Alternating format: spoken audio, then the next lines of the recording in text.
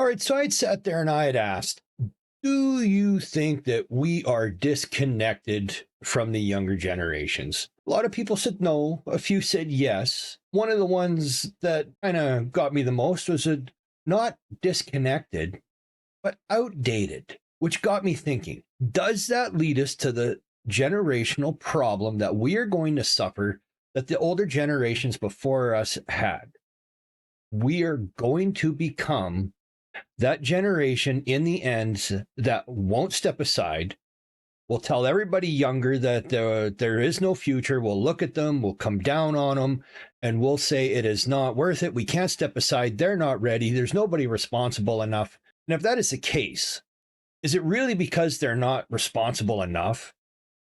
Is it because finally, when we're in there, we just don't want to step aside and let go because we spent our entire lives being ruled by the older generations ourselves, even though we were the most independent, butted heads with everybody the most.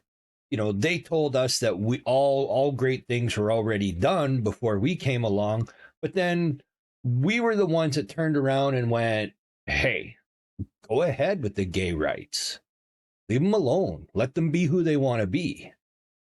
And now, of course, some of that, comes back and bites you because every nut job in the world thinks that they should have some sort of special interest and a special set of protections and rights above and beyond anybody else. And somehow everybody else is special because we are partly responsible ourselves.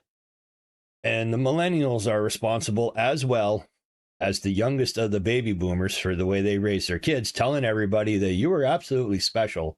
And how dare anybody ever tell you any different? Now, when you get to it and you sit there and you wonder, are we going to fall into that same generational trap? I think we are, because I believe it's inevitable. It's part of the evolution of each generation as you get older.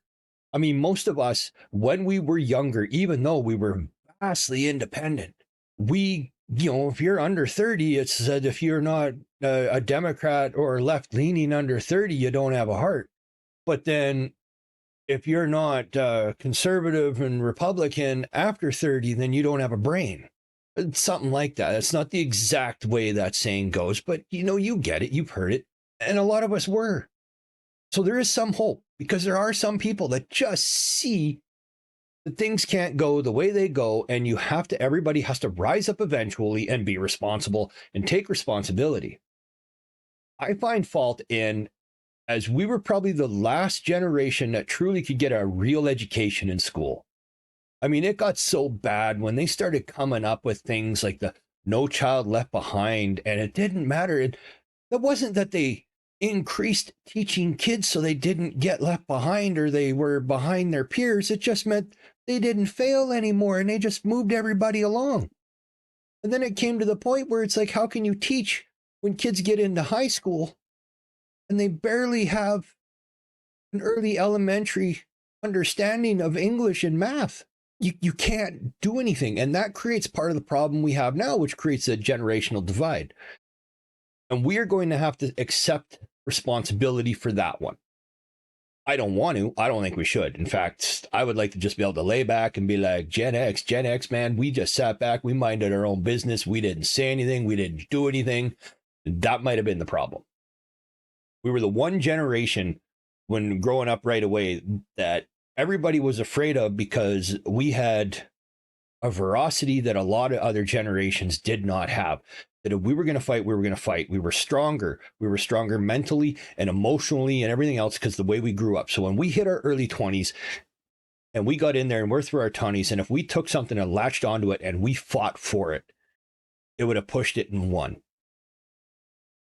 And I think part of the problem is we didn't stand up for some things when we should have, or we just sat back and went, that's not going to affect us. Now it does. And it becomes a serious issue because it affects us now, because we're coming in there and we're finally into the position where we're replacing the boomers. But at the same time, the oldest of us are starting to also already slide into retirement. Now, I managed to get out and met my sister for lunch. Me and the family went, met her and the family, so we met in the middle because we didn't need to see each other very much. So it was a 4 hour drive each pretty much that morning. And we met up for lunch. And I was talking because she's much younger than me. And my brother-in-law is younger than her. And we were talking about some of that and the way that works and how everybody's going to one thing and they're all at home work and they're all computer jobs and they're all this and they're all that. And they can't get enough people to do real jobs. Now, don't get pissy with me just because, I'm saying that if you work behind a computer or you're a tech guy or whatever, it's not a real job. It's a real job. But what I mean is real jobs that have physical impact on the world. Sitting behind a computer, writing code, manipulating stock markets, creating AI that's going to rob everybody's banks eventually and helping eliminate money with very manipulative digital currency. Like they all say it can't be manipulated. But everybody knows that any programmer that creates anything, any program has a way into that. And anybody that creates a digital currency definitely has a way in themselves in there after the fact. Everybody's using it to manipulate it, even though they say it's purely protected. Anybody that believes otherwise is a complete fool and a moron. I bet you any money, if you ask Musk straight out, that it would be. Because anybody that would create something so perfect that they could lock everybody out 100%, nobody would really want to get into that. Governments wouldn't push it. Major banks and financial systems would not want it because there would not be a way to manipulate it because it would be a closed system. Now, back to the idea when I talked about like the real jobs, I'm talking the people that build, engineers, like what happens then? I see what's coming now, and we have an education system so broken and so failing that you got people coming up that are going to go into a profession where they're an engineer that are taught that a close enough estimation is good enough when it comes to math. What kind of shit is that? You're going to have bridges collapse, buildings fall over. Nothing's going to be like it was. Shit, even now, myself as a person in construction, both commercial and residential, and I've done some industrial, I can tell you now that a lot of the new building stuff we do now is not as good as what it was 100 years ago, especially when it comes to residential. If it was, houses wouldn't have to be replaced every 20 to 30 years now because that's their total lifespan, which a lot of times is usually a mortgage. But yet houses built 100 years ago would easily have lasted 100 years. So you can't say that all new systems are better. Just because it's new, just because it's shiny, and just because it seems easier does not mean it's the better way to do something. And that creates where we have a problem where we going to come along and be an obsolete generation. Are we outdated in some things? Yes, a lot of us didn't keep up with so much of the technology as it is. I mean, I'm not a big technology freak, but I definitely know enough to get around and stay in tune with the world and access everything I want. I mean, like me, I don't have Netflix and Hulu and Disney Plus and all that other stuff. I have my own version inside my house that I load everything into and bam, thousands of movies, TV shows. If it's out there, I get it and I put it up and I watch it. And it's in my house. It just stays in my house. It doesn't go anywhere. People in the house, we access it. Simple as that. Now, yeah, scratch your old head, old man thing. Now, when you get down to it, where I was going, are we going to fall into that generational trap? It's quite possible. And like I said, I believe we will, because I believe it's the inevitable evolution of each generation to become what it was they did not like. And to look back what they were when they were younger and go, the younger generations don't get it. They're not like we were. They didn't go through what we went through. And no, every generation doesn't. Each generation has a unique set of circumstances that they have to go through that others won't get. Like right now, we got out there and we had the millennials, and they were much more computer and internet generation than Gen X were. I mean, we were in it, we were there, but we were also there previously, pre-cell phone, pre-internet, where it was a wall mounted on the phone, and if it rang after 10 p.m., it better meant somebody died. Nobody came and knocked on the house door at supper. Nobody came and knocked on the door after 9 p.m. They would arrive at 7 or 6:45 because everybody ate at precisely 6 o'clock. clean the table, company come over, you'd play cards, and it would be done. And everybody would usually hang out in the kitchen. Now, I know some people can be, oh no, we hung out on the deck or the stoop, or we had a big veranda and we had all this. And I'm like, the individual little differences don't matter. I'm talking generalization here. But relax. Don't get your panties in a bunch. Well, let's get to it. I'm going off track, so I just ramble again till I remember my place. And here it is. And that becomes a difference. We don't understand quite exactly what each other generation went through as kids. Even though we saw it, we didn't quite understand it. We had the millennials, which are more, raised into the internet and stuff at a much earlier age. And then you had Gen Z, which were the first generation completely born living life online. And of course, we can see how warped they are and how in touch they are with the world and how things truly work when you get outside that internet bubble. And that creates a major problem. And then now you got it coming around and you got Gen Alpha coming up. And that's some of my nieces are. And I worry about that because they are hugely online. But at the same time, some of the millennials that seen what happened with Gen Z being completely buried online are more apt to keep their children, Gen Alpha, and a little more outdoorsy, and let's go camping and let's go hiking and hang out at the beach and not spend so much time online. And Gen Z being completely buried online, yeah, you can blame us Gen Xers for that 100%. I'll take responsibility for that because we were raised with absentee parents. Kids are seen and not heard. And the fact that our children were fully immersed with internet, and you had the full internet and you had then the cable TV and everything going on all at the same time, it was easy for us to leave them to look after themselves and buried in technology. So they left us alone and we could do what we wanted to do. And you can say, well, you're just making an excuse. You were raised shitty, so you raised your kids shitty. That may be. But how were we to know that this new technology would warp brains and personalities so bad? It was because it was new. I mean, they have said it takes at least 100 years to fully adapt to how a new technology will affect the world.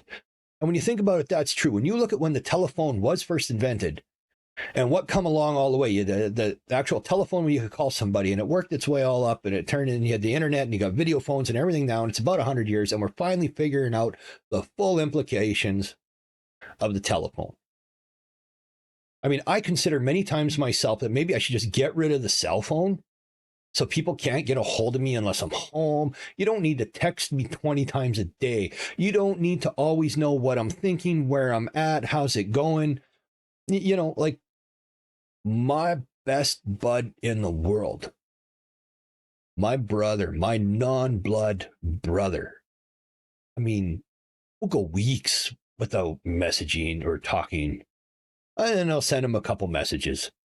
And he'll call and he'll say, oh, I got in trouble at work because I was looking at what you sent me. And that becomes a problem. People get in shit. And you're talking a couple guys that are just about 50, and we're still having an issue with getting in trouble at work now because of technology and someone's always sending you shit. That doesn't happen with me right now because I'm kind of laid up with the bad old man hip. Shit happens. But what is it going to create that huge problem where we become so unaware of how the younger generations are? Like what really worries me is the generation of our grandkids. Are we going to be so outdated from them and disconnected? I'll say it, disconnected from the generation and how they're raised and what they're going through. I mean, are they even going to be people that go outside anymore? I mean, they're talking now that the younger generations won't even get driver's licenses because it's not required. Now, I've lived in a town of 20 people. I've lived in cities of millions. And I tell you, the only time I never needed a vehicle was that I lived in a city of several million and they had a good transit system. And quite frankly, it was easier and faster to get around on the transit system than it was to get around in a vehicle. And on top of that, anybody who hasn't lived in a big city, I'll tell you this is the truth and fact about any and all cities.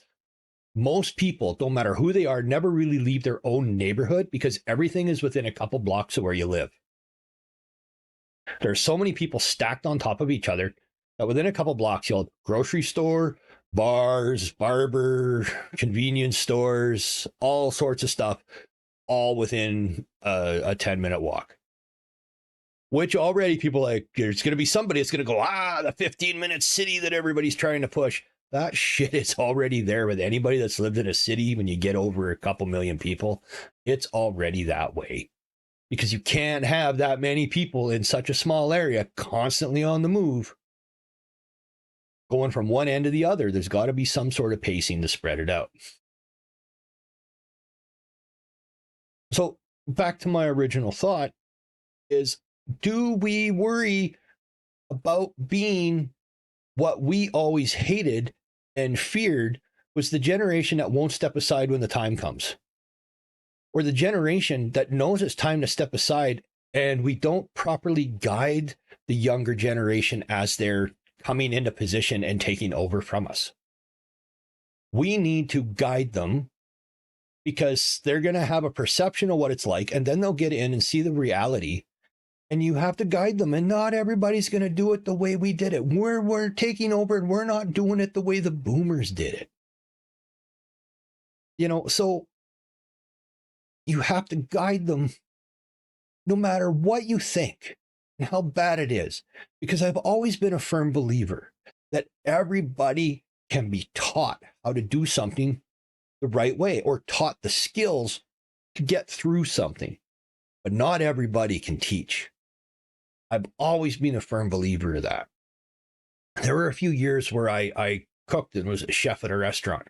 And they had this one guy that everybody else had been training for like a year. And we had a 90 days. If you weren't trained up, you were usually gone. But they liked him and he was good. But he'd been there a year and he still didn't know anything at all. And they were finally going to let him go. And I said, give him to me for 2 weeks. 2 weeks. Stick him on my shift for 2 weeks under my control. And at the end of that 2 weeks, he was running the kitchen.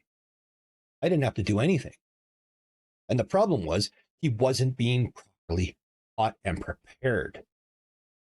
He was just barked straight order and follow. There was no direction and guidance on how to make a decision, how to determine how to make that decision, or if the decision can be made right now or a little bit later. And that is something that us as Gen X are going to have to realize, that we are going to have to stand up no matter how we feel about the younger generations as they're coming up. And you two millennials, you're going to have to teach the younger ones themselves. But you're going to have to teach them properly and teach them how to make decisions. Now, the one thing I think that the younger generations need to be taught, that I don't know if it can be taught anymore, and it was the greatest thing my dad ever taught me growing up, and that was how to think for myself. Question. Always ask questions. When someone says you must do this, why? There's nothing wrong with asking why it must be done. You just don't say how and go and do it. You got to know why, because not everybody has the purest reason to get you to do something. And that is especially specific when it comes to an older generation in charge of government and every facility and corporation out there. To the younger generation, they're just like, just do this, just do this, just do this. Do as I say. Your time will come. Just do as I say. But you got to question. You can't always just do it. It's like, guarantee they're not looking out for your best interest. Because even the ones when we sit there and I say, we have to teach, we have to train them, we have to grab them before it's far too late and we've stepped aside, and spend some time molding them to make the right decisions and think for themselves. And we're not doing it because it's best for them. No, make no mistake. It's selfish. We're doing it because it's best for us, because we don't want idiots in control when we finally step aside. We want what's best for us. It just happens to coincide with what is good for them, might not be what's best for them, because a lot of younger generations don't want to look after the older generation when they step aside, because they look at everything that is wrong and blame them. But not all of it is wrong. People sometimes forget that ideas change, or how you view the past changes, or the technology has changed in the time that they were transitioning in, that it's now working the way it's not working the way they think it should work. So they say you screwed up, but you didn't screw up. You did what was proper for the time. You did proper for what was the perception of how things were. And when you reflect on it later, was it always correct? No. That's the thing about looking back. You can always look back and go, well, if we had to look closer, we would have saw this coming, and we could have done this and it would have avoided such and such problem. But I don't want to get too in depth in that and go too crazy and blab on forever and ever. So this is Drac saying, catch you next time. I'll talk to you again, and peace out for now. Bye-bye.